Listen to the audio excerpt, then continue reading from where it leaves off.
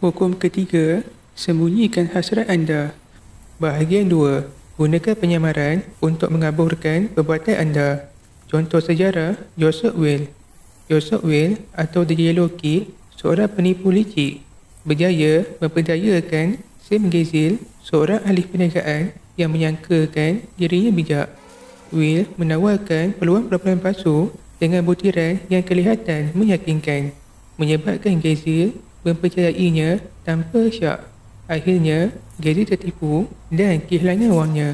Contoh kedua, Haile Selassie merupakan Maharaja Ethiopia. Beliau telah menggunakan tipu muslihat untuk melemahkan Balcha tanpa pertempuran. Beliau telah menjemput Balcha ke Addis Ababa dengan layanan mewah. Sementara tenteranya secara diam-diam telah membeli pasukan Balcha di luar kota dengan menawarkan emas.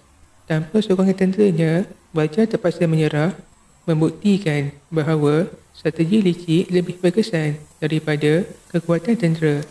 Pengajaran pertama, jangan biarkan orang tahu niat sebenar anda. Jika musuh atau pesaing anda memahami rancangan anda, mereka boleh mencari jalan untuk menghalang atau menjatuhkan anda. Gunakan penyamaran dengan berlakon seolah-olah anda berminat kepada sesuatu yang tidak penting. Kedua, sembunyikan tindakan anda. Kadang-kadang tindakan yang paling berkesan adalah yang tidak kelihatan seperti ancaman. Dengan menyembunyikan niat dalam gerakan harian yang biasa, anda boleh mencapai matlamat tanpa disedari.